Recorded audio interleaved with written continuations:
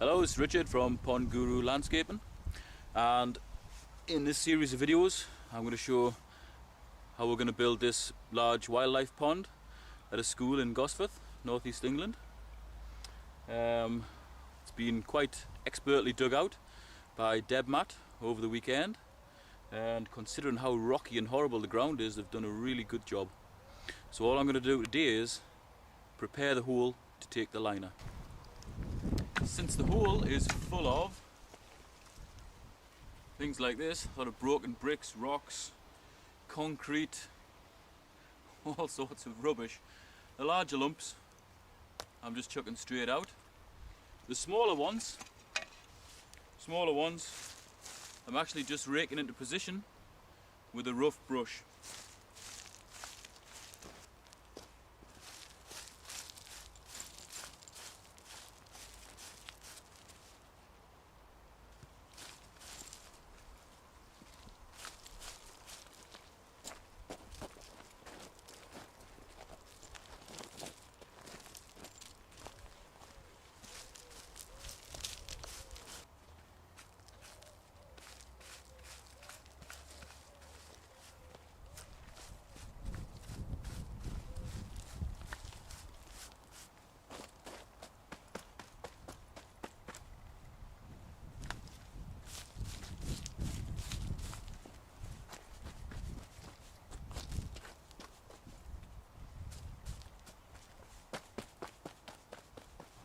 Obviously, if you had nice soil when you dug your hole, all you would do is get in with a spade and shape with a spade. But in this situation, which is very, very rough, I'm just having to roughly shape the sides with a brush, possibly a rake, also a spade if I do hit a bit of soil, if I'm lucky enough. And then I'm going to put a layer of sand down.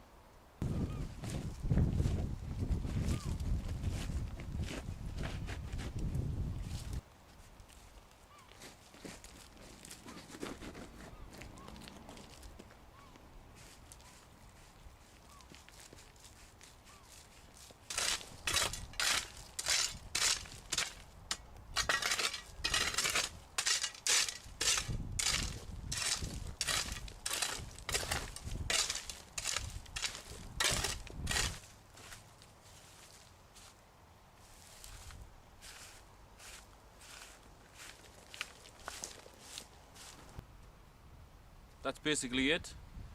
I've removed all the big stones. All the loose, sharp objects have been taken out as well, or compacted into new shelves. And the shelves have been cut more or less square. It's not perfect, but the ground isn't perfect either. It's horrendous ground to work with.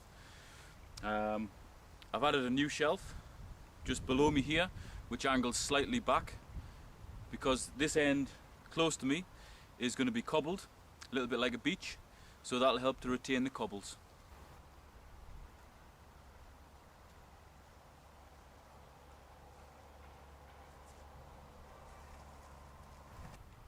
Pond's just about prepared for the liner now, so all I need is liner, underlay and some soft sand. The sand will actually be used to help level some of the shelves, fill in some of the holes, and also cushion the liner. Let's take a minute here to explain why there's so many shelves in this pond. This shelf here is actually going to be used to build on.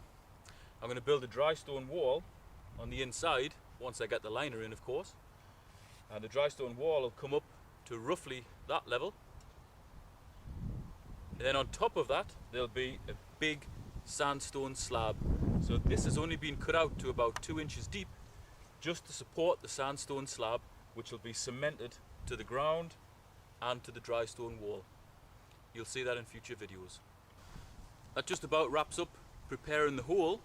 So in the next video I'll show you how I put the liner in, and also what I do with the sand and underlay. Hello, welcome to part 2 of the pond build at Gosforth School. Today we're going to be putting the liner in. So we're in the process of chucking a bit of soft sand in.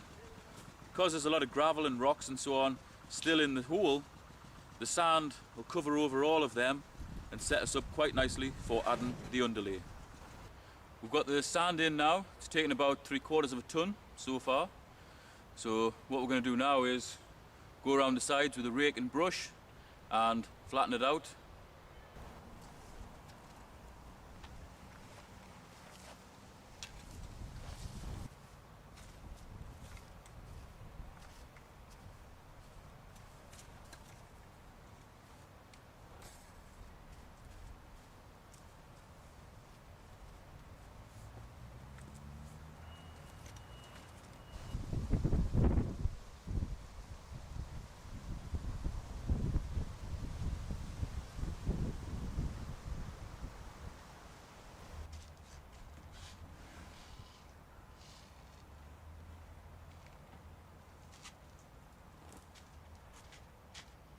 Now we've got the sand pretty well spread out, we're going to put the underlay in.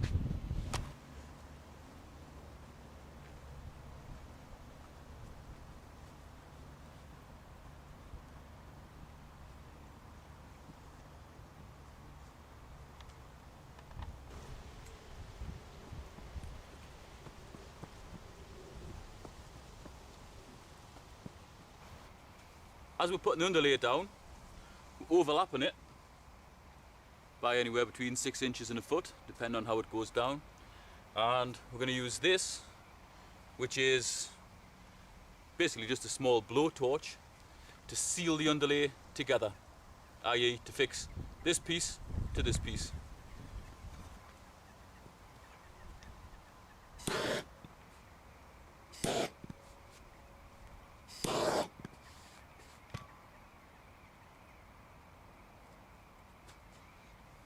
What that does, it fastens everything down really nice, allows us to drag the liner over the top of it without disturbing anything. Also prevents the underlay from blowing away, because it is quite a windy day today.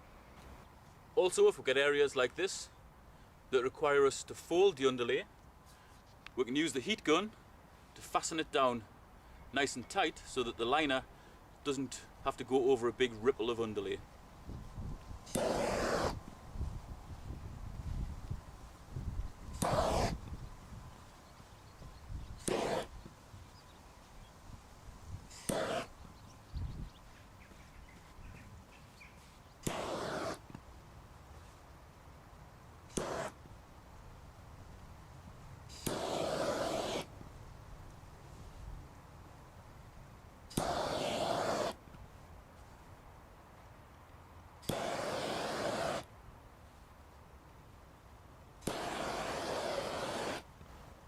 The reason using the heat gun works on this particular type of underlay is because it's made of polyester. It's 300 grams per square meter polyester underlay. Polyester being plastic, when it's subjected to heat, it melts. So by passing a bit of heat onto here, it creates little bubbles of molten plastic. When you press that down on top, they fuse together and stick.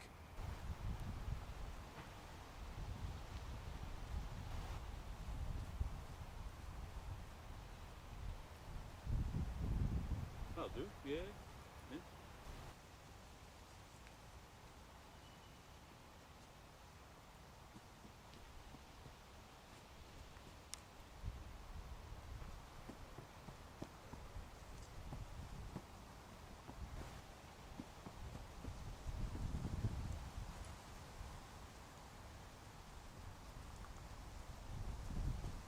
That's the underlay in, all sealed down and secured with stones all the way around the sides on the outside of the pond, just in case the wind gets up and blows the whole lot away.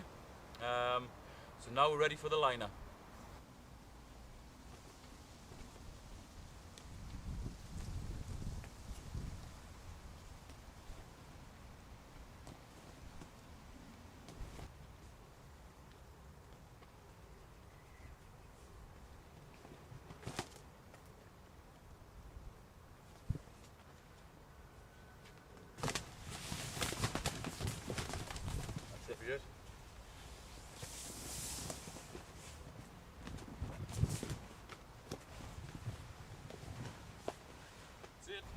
That's it, we've loosely draped the liner in. So we're going to put a little bit of water in just to settle the liner into the bottom of the pond, and then we're going to pull the sides in gradually just to accommodate the rising water. What we don't want is the sides of the pond all fixed down and then fill it up and then the liner stretched and be under pressure. It really wants to be draped in pretty loosely and then filled up. The liner we're using is a millimetre thick Firestone rubber with a 40+ year guarantee, so it's very thick, good quality rubber. Now we've got the pond filling with water. The water will help to pull the liner into all the nooks and crannies. We're going to help it along its way, because as it's getting pulled in, we're going to go around and gradually pull the liner in from the sides and allow the water to fill in all the shelves.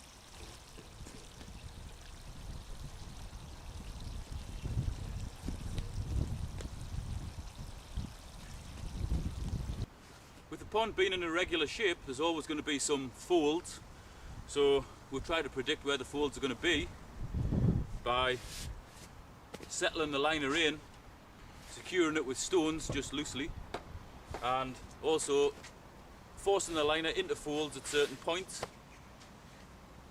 and then weighing that down with loose stones. When the water comes up, the pressure of water should press down on those folds and keep them flat after we've removed the loose stone. So that's it, the liner's in. It's in the process of being filled up. We've pulled the liner so it's draped loosely into all the shelves, and hopefully when the water comes up, the liner will be pressed in and it'll go in very nicely. Because this is going to take a few hours to fill up, we're going to go to the quarry and get some stone. Pretty confident that the water's going to secure the liner well, so that allows us to do that instead of standing here and watching it for the next 2 hours. So we'll catch up with it when we come back.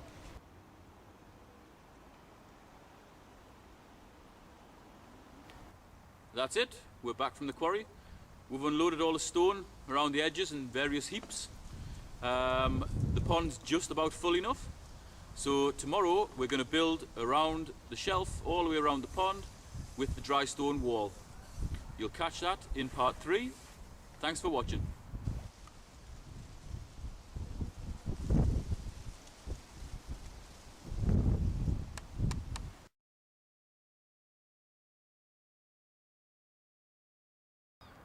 Welcome to part 3 of the pond build at Gosford School. Today I'm going to be installing a very short dry stone wall around the shelf under here. It'll be roughly to the height of the next shelf, because on the next shelf that's where we're going to be putting the big slabs. I've got a really good range of stones which were selected from the quarry over the last few days, and really all I'm looking for is a stone with just one good face and 2 flat surfaces. As long as it's got a flat surface here and here and a good face, very easy to build a wall with.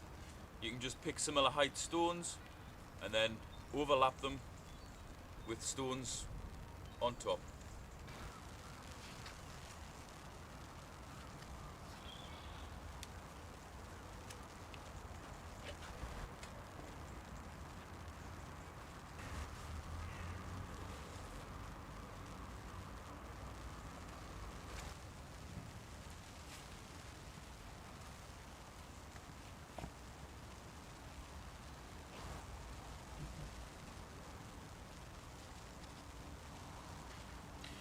If the stones aren't quite level, they'll always be pinned from behind, so that when you look at the face of the wall, you can't see any little stones sticking out.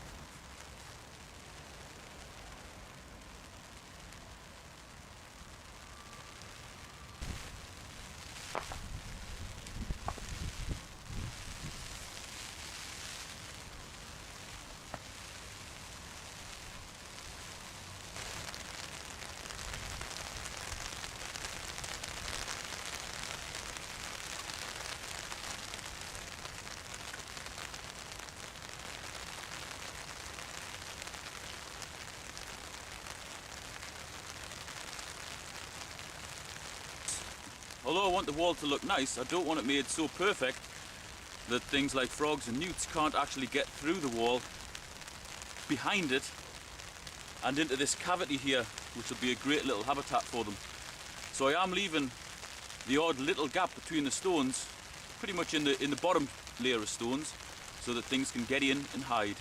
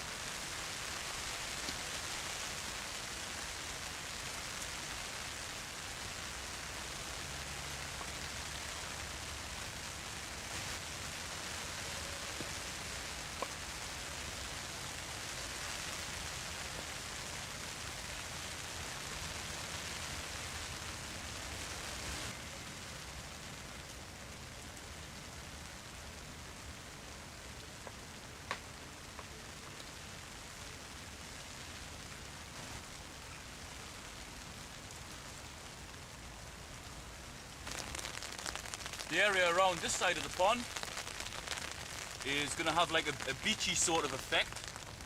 So I'm finishing the wall here, adding a little bit more here and continuing on there, just so you have like a two-part beach. It would look a bit boring if there was only one long strip of beach, so I'm just going to try and break it up a bit. And then I'm going to put stones on the big shelf inside of here, just to help to retain the cobbles when we tip them in.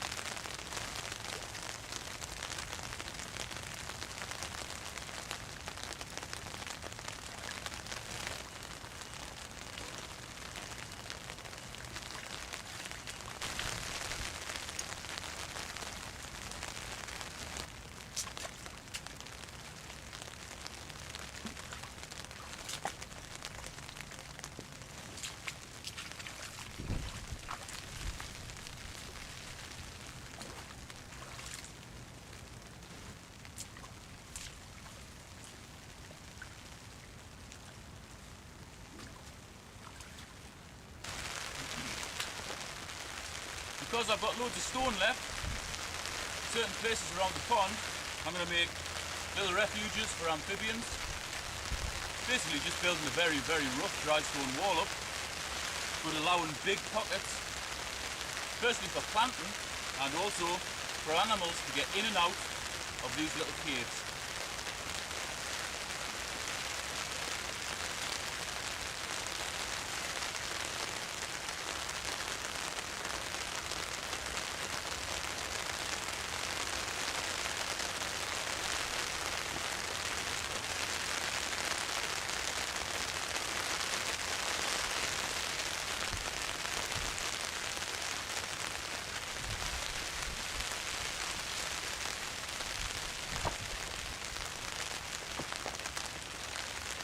By doing that, gives me little entrance holes here, places to plant, and also a solid base to stand on should I need to get in and out of the pond at a later date. Now that I've got the wall of roughly the right height all the way around, still got plenty of stone left, so I'm going to break some of it up and use it as packing in the gaps. Obviously I don't want to block all the gaps up, but the likes of here, animals can still get in here, but by sticking a stone in there, it'll help to stiffen the wall up.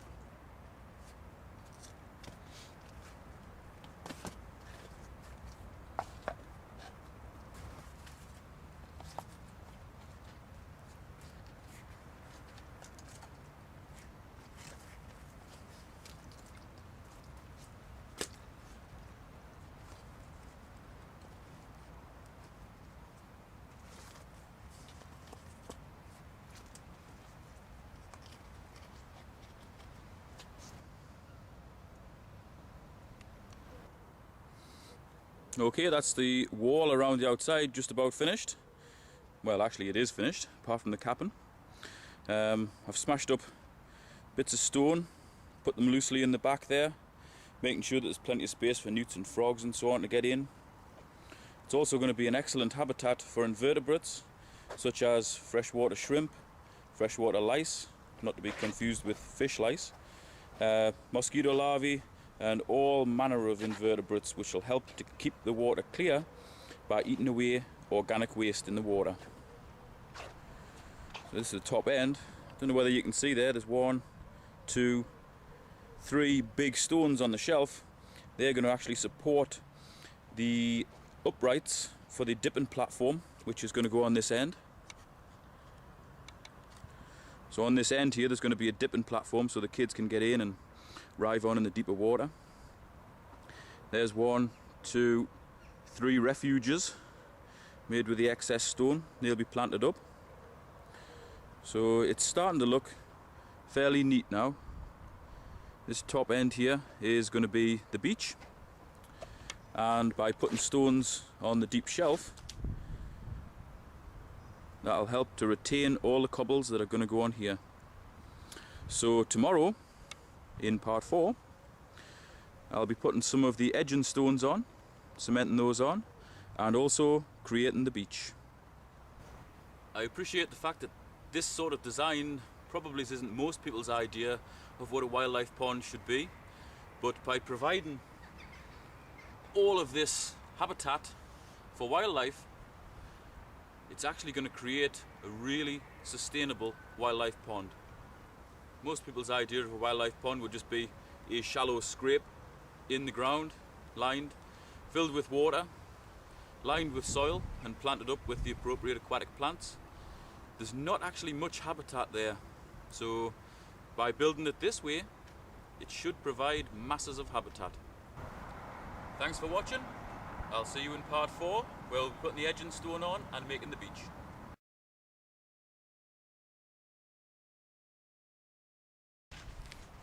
Welcome to part 4 of our wildlife pond build.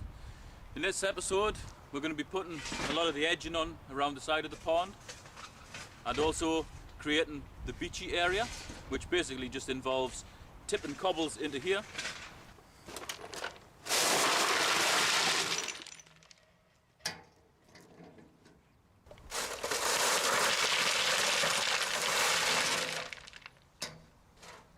So what we're doing now is filling this up with cobbles, and also taking the big flat stones that we collected from the quarry and just laying them loosely where we think the probably is going to go. Once we get those as far around as we can, we'll then start cementing them on.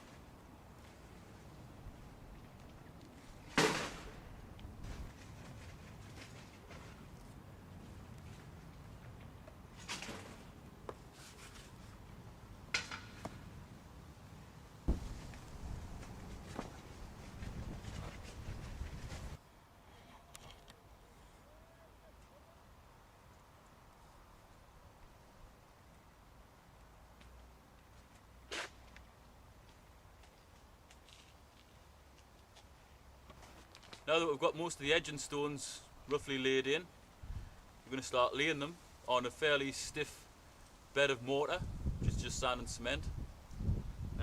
Generally mix it 5 or 6 sand to 1 cement.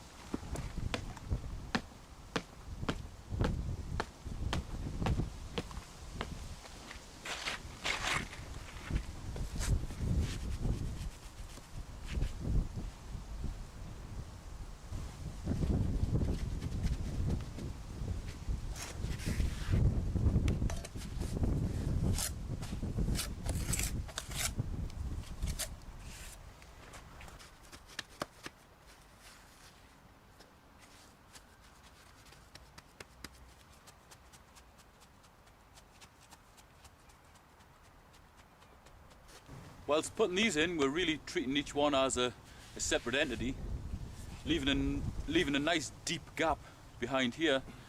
We're going to fill that with soil and plant up with rushes and spreading plants to really soften the edges.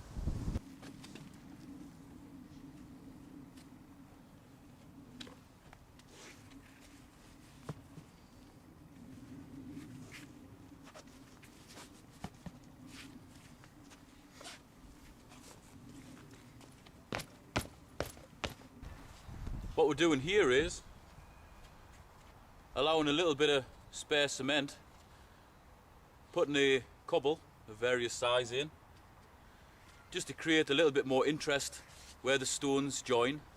That leaves us a little pocket here, which we're going to fill with soil and plant.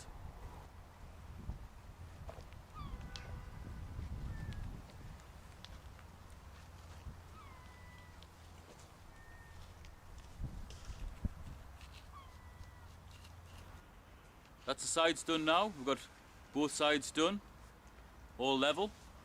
We've left nice big planting pockets in places, which we'll fill with soil and then plants. That'll be in the next video. But here's an overview of the pond, including the beach, which is basically just a collection of cobbles. Again, it's going to be planted, so it will look better once it's planted. This is the bare bones of the dipping platform. So again, that's probably going to be in the next video. And this is the finished edging. Filled in the cracks between the stones with mortar and then pushed little cobbles in just to give it kind of like a river washed sort of a look. It gives quite a nice effect. The liner will be cut back, but it'll be the very last thing that happens. So this is the beach area. We've got a couple of big cobbles just to break up the monotony of all the smaller ones.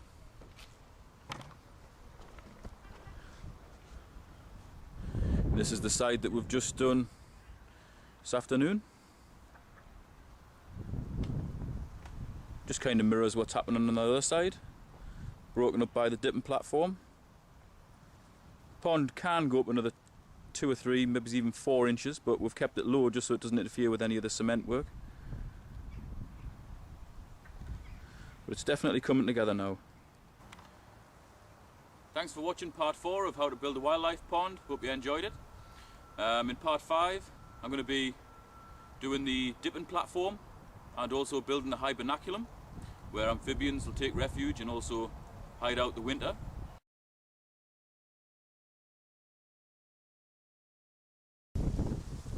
Hello and welcome to part 5 of the large wildlife pond that I'm building at Gosforth School. Today I'm going to be making the dipping platform and the hibernaculum. I've already got the bare bones of the platform built, i.e. the front and the 2 sides. I'm going to cut a couple of supports now and then slowly build up the frame.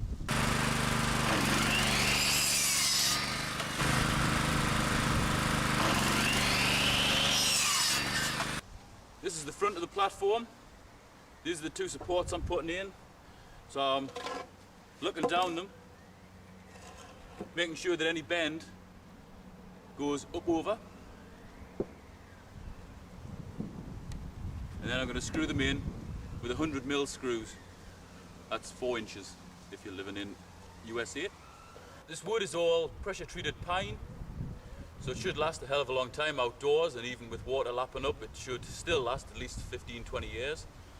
It's very dry, therefore it's very hard. So before I put the screws in, I'm pre-drilling holes just to make it a little bit easier.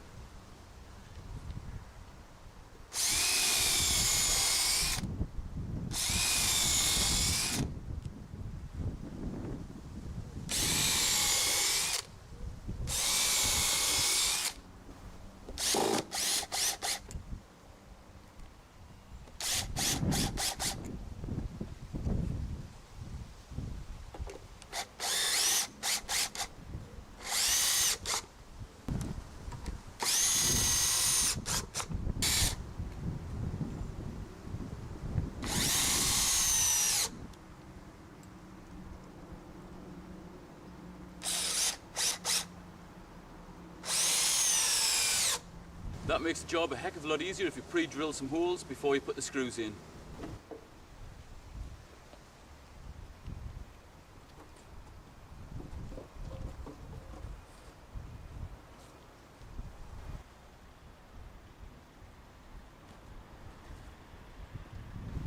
With the back of this platform kind of following the curve of the pond, it's a little bit more difficult to build, but basically what I'm going to do is fix these angled pieces in here, pre-drilling them and screwing them, so there'll be an angled piece here and at the back there. In the middle section I'm going to put a straight with a little leg coming off, and that'll all help to support the decking that's going on.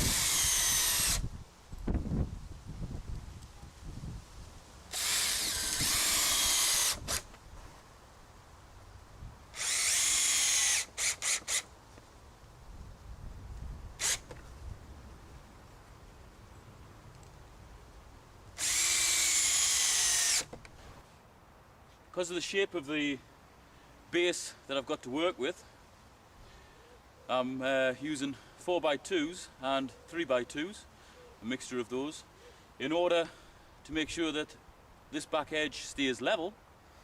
I'm going to fasten a piece of 2x2 to the top. I'll pull everything up to the same level.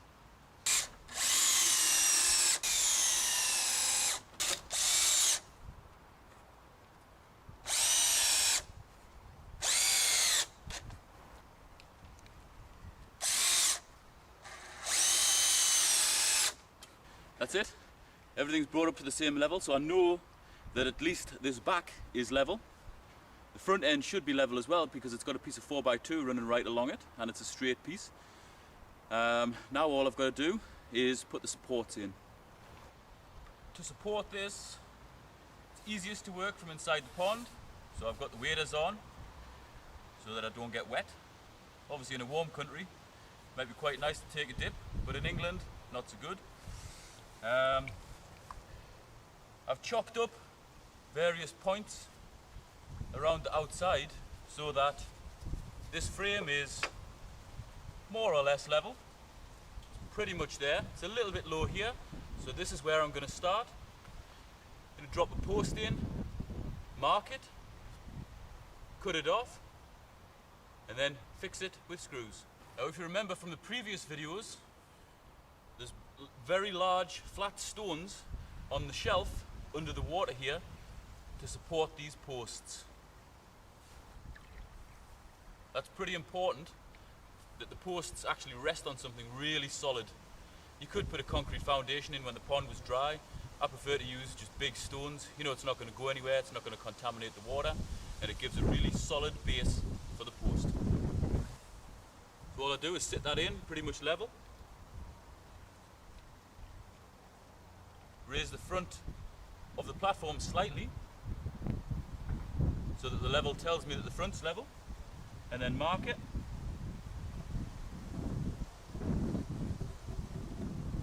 And then I'll cut it off and fix it.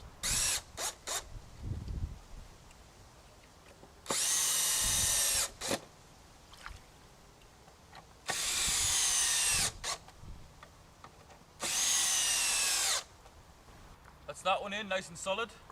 Now all I have to do is repeat the process for this one and also for the one that's going to be here.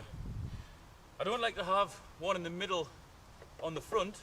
I like to set that one back a bit so if the kids are arriving on, they can actually get underneath this platform with their nets, unhindered by posts along the front. That's the other two in-pond supports sorted out, screwed in, really structurally sound. Now all remains is to put the supports in the back. We made a nice bed of cement there a few days ago when we were doing the previous step, building up the sides. So that gives us something really nice and hard to work from. That's the support sorted outside the pond, resting on the cement or resting on stones, making the whole structure very solid. I basically went round checking that everything was level, then getting little bits of 2x2, 3x2, 4x2, basically whatever offcuts I had, putting them in, marking them, cutting them off and fixing them. Right, that's it for the frame. I did add a few smashed up bits of the sandstone underneath the supports just as a bit of extra measure, belt and braces sort of approach.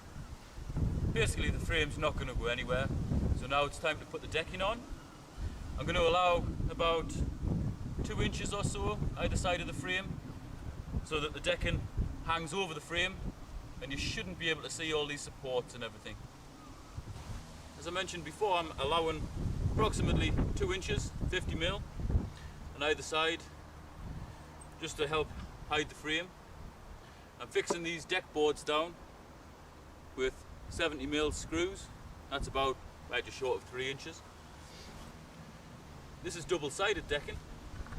Got a really thick, deep groove on one side and lots of little thin grooves on the other side. I'm actually using this decking thin grooves up over.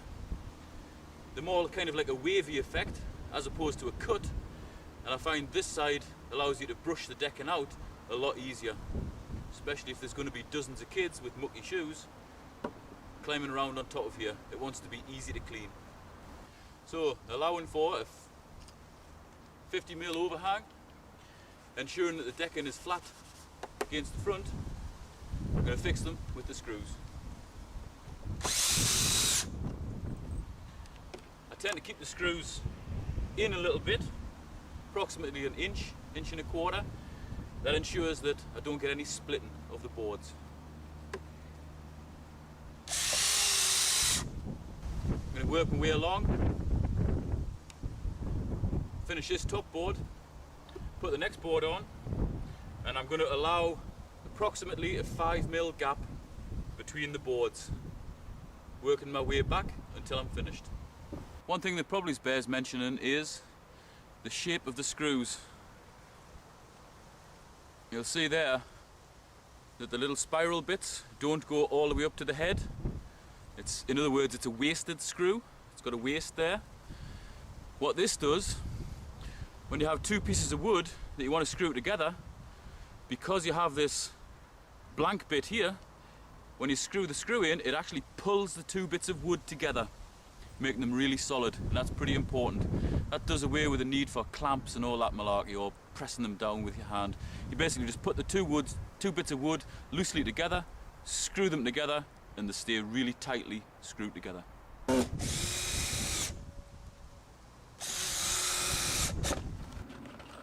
about it for the deck.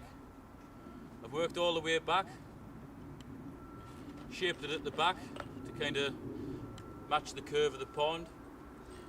And now I'm just going to put this front board on here just to finish the front of the deck off.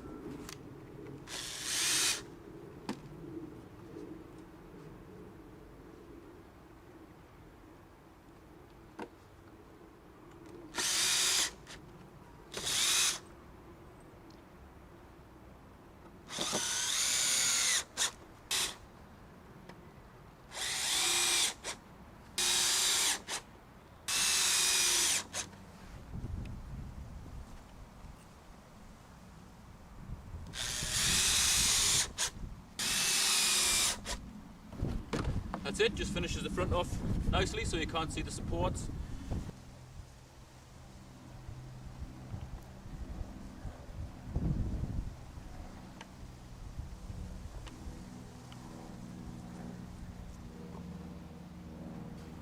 Before I build a hibernaculum, just off to my left here.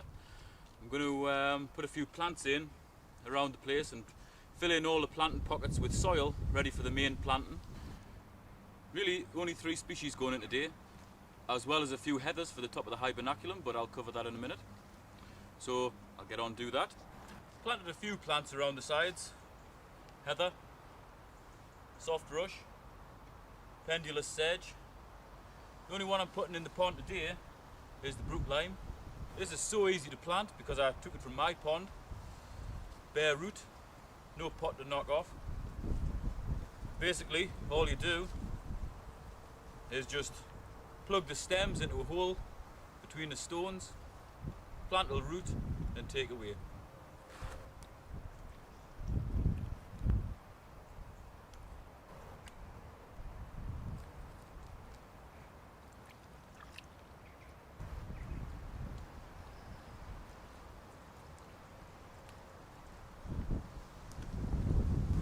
That's it, simple as that. Now it'll create a lovely raft across the top of the water and be a really good habitat for invertebrates.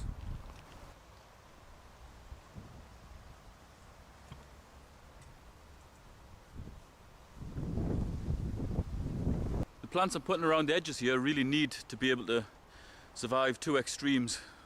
Need to survive being very wet when the pond is really high and everything's waterlogged.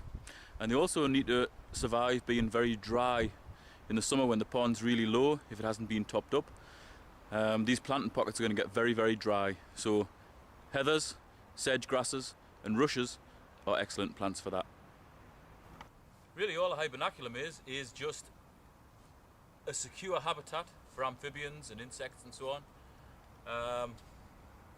With loads of cavities, loads of little hidey holes, organic matter, and ideally some sort of vegetation on the top. First thing I'm going to put down is a bit of soil.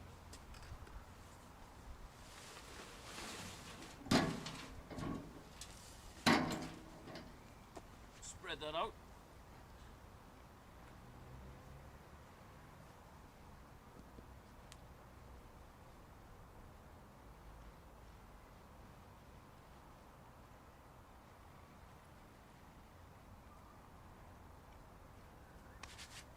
And then a pallet.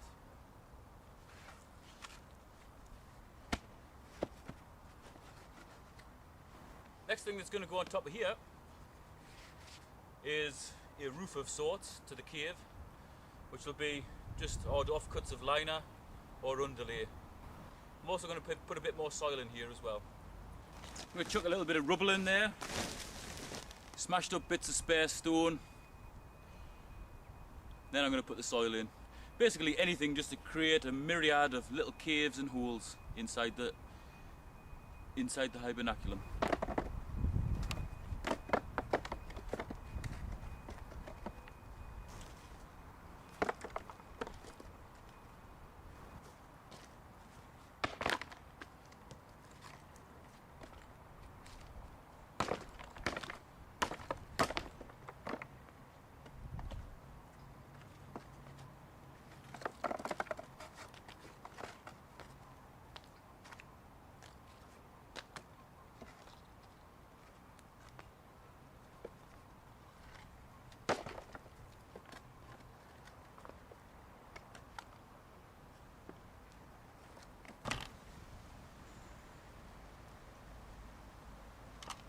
Decided to use underlay. Soil sticks to it quite well. All I'm going to do, burn a few holes in to allow the soil that I place on the top to go through and create entrance holes for anything to come from this level up to the next level that I'm going to build.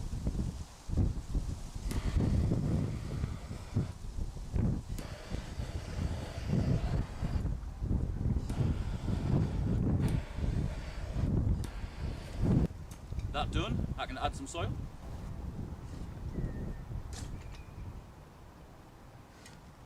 See how it's dropping through the holes, filling up the bottom level?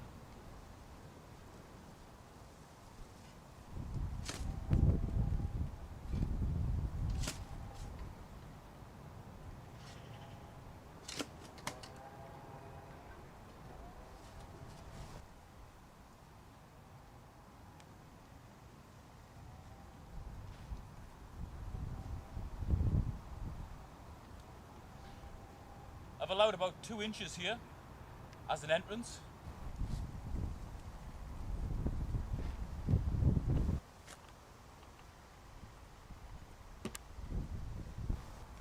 Now all I'm going to do is drop another pallet on top. This one's actually got a little bit more of a solid top, so it's probably more suited to being on the top level.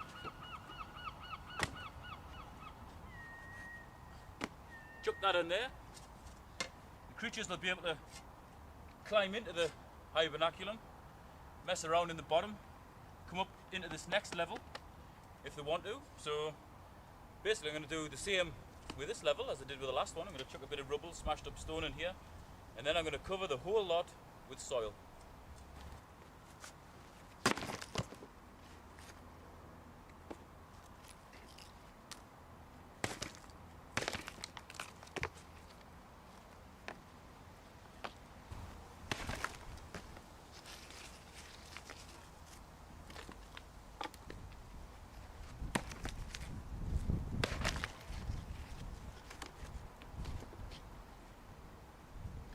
Looking in there, I can see that the holes haven't been covered up, so anything wanting to get from the bottom layer to the top layer can do so quite easily.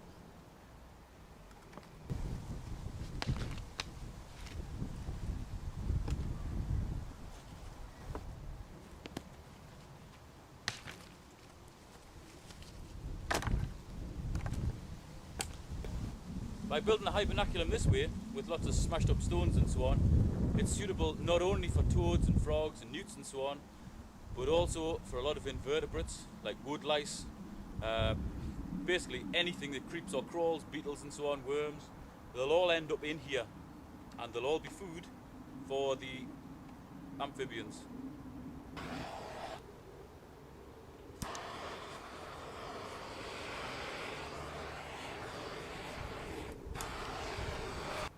Now all I'm going to do, put a few stones around the outside and cover the whole lot with soil.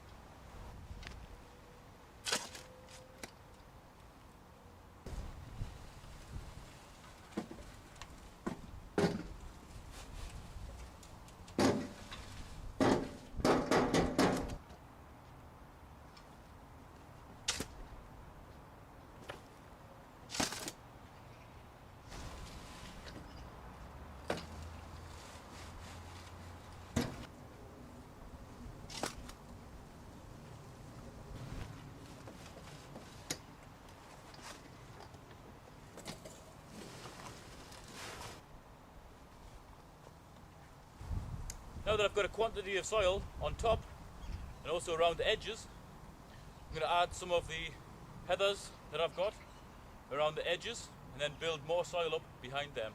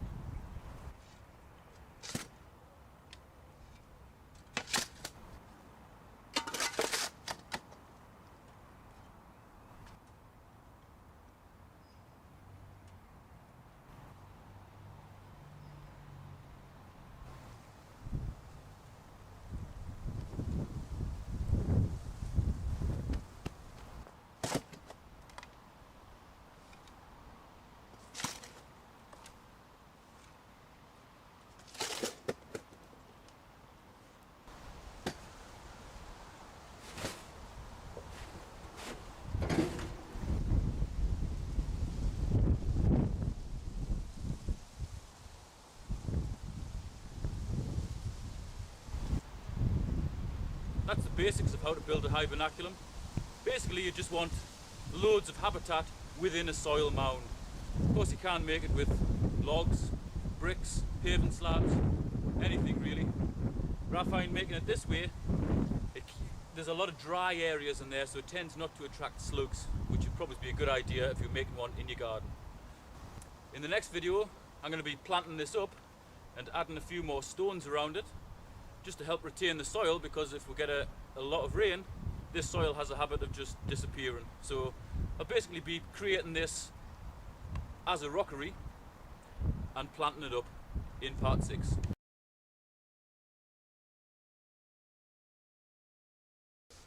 Hello, welcome to part 6 of how to build a wildlife pond. Surrounded by a nation of plants here. All of them are going to go in somewhere. I won't bore you with the details, but I'm going to get them planted and then explain what they are and why I've used them. I've also brought a lot of rockery stone. It's actually quite nice limestoney sort of stuff. I've had it at home for about 7 or 8 years and never got round to using it, and I think the hibernaculum may be just the place to use it, so I'm going to put that in as well.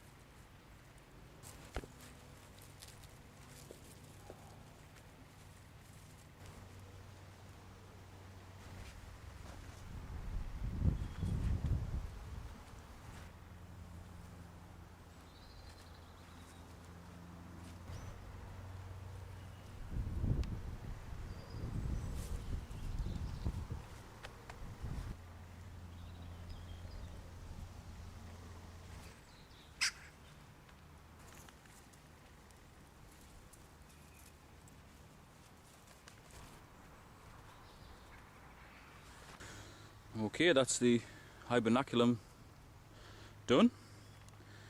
Basically just dug out patches of soil, pushed stones in, planted between them with heathers. I've put the odd sedge grass in there as well, just to break things up a little bit. But basically the whole mound has been covered by soil and rocks and plants. There's a couple of entrances at the front here. I don't know whether you can see that. Either side of this sandstone rock there's entrances so things can get into this pile.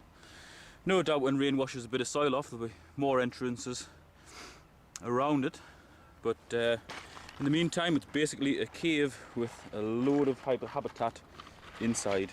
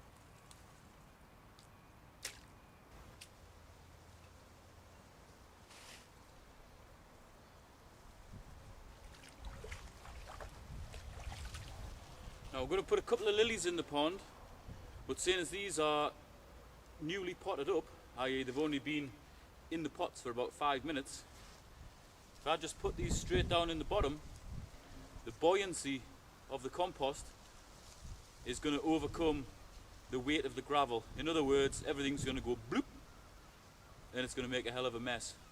So what I'm going to do is just put these in to about 6 inches of water, allow the compost to soak in all the water and then drop them down to the bottom.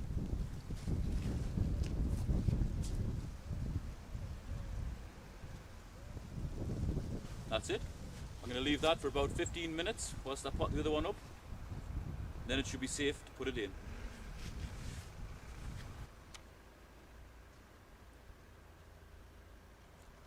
Whilst the lilies are taking in water before I put them in the depths of the pond, I'm going to make some bunches of oxygenators.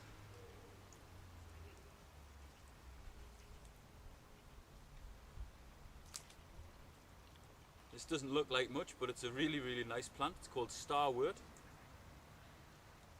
And basically all I'm going to do is take some lumps of lead, wrap them around the bottom,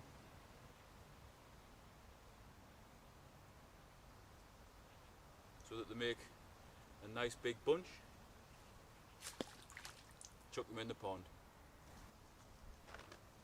Probably is enough in this bag for 5 or 6 nice big bunches, which is about right for this size of pond.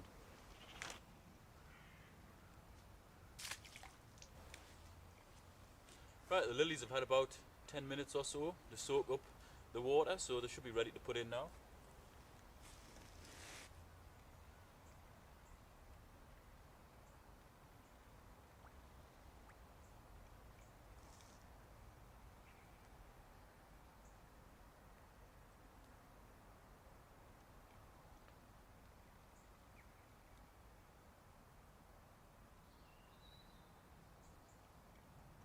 Nope, still quite buoyant, so they're going to go back out again, soak in a bit more water.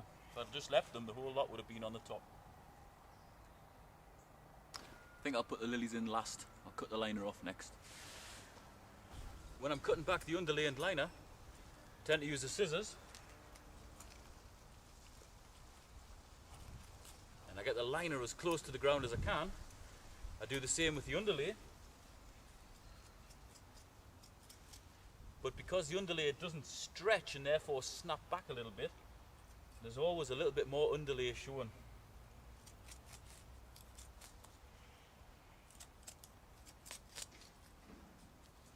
So what I do with that, I just get the flame gun on, careful not to have it too long on, otherwise it will burn the liner.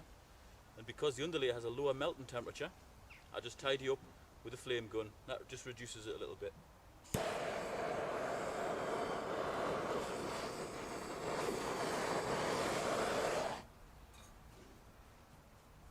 Liner's still fine. Underlay melted into the ground. You can of course forego using scissors on the underlay. Be very careful, you can just use the heat gun and literally just cut it off with a flame.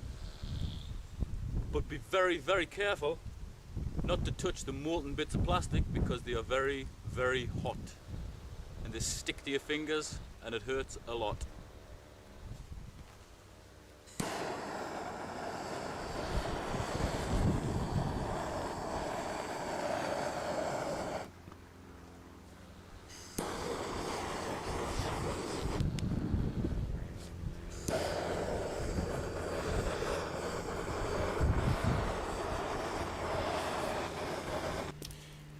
See from this that by using the burn-in trick to remove the underlay makes a really clean, tidy edge. All I have to do now is chuck a little bit of soil in there and you'd never know there was liner and underlay buried under it. That's the edging with a little bit of soil in. You can see how it just covers everything up, fills in the little holes. Grass will grow into that lot and it'll blend in quite nicely. That's it, pond job's finished. Before I go, I will briefly run you through the plants that I've put in and then give you a little bit of a tour. Most of the plants around the outside are picked to live in two extremes, either being very waterlogged or very dry, depending on the level of the pond. So we've got them ones there are pendulous sedge. They get pretty big. That's green rush. It prefers being wet, but it can survive pretty dry conditions. Should be standing up, but I took it from somewhere very, very wet where it was flopped. This little fella just here is soft rush, and really that pattern's repeated all the way around. Soft rush, pendulous sedge, soft rush, rush and sedge, rush, a lot of rushes and a lot of sedges. In this one, because it's a very wet hole, just here there's an iris as well. This quite tall plant here is called purple loosestrife. It forms a nice bush. It's a little bit floppy now because I only dug it up this morning. This is wood rush. Forms a nice dense mat, very good for spiders that live in either very moist conditions or extremely dry conditions. More brook lime. There's quite a lot of that because that forms a lovely mat over the cobbles and also out into the pond. More sedges to bind all the soil together. A few ferns to give a little bit of shade for the hibernaculum. A lot of heathers on here in amongst the stones because I would want the hibernaculum to be pretty much just a mound of heathers. Heathers create a heck of a good environment for spiders and all sorts of other insects, and hopefully that should attract the amphibians to the hibernaculum. The other side of the pond pretty much mirrors this one. That's a heather put in there just randomly. There's another random heather over here just to break it up a little bit. More brook lime, lilies. Stuck into the sides of the wall there's also quite a lot of bog bean. It's its worst time of the year, but generally, that's it there, the big long stalk going back to the wall. They normally have three-lobed leaves, very big, thick, waxy leaves, and they get quite a nice, like snowflakey sort of flower on beginning of the year. This time of year, a lot of pond plants are knackered, and including that, it's had its best. This big mass here is water mint. Same with that there. I've also plugged the lily into the deeper regions of that underwater refuge there. Put two big lilies in pots. Took a while to get those to sink. I had to actually put big cobbles in to weigh them down because the lily combs were so buoyant. These are the bunches of oxygenators, which is starwort.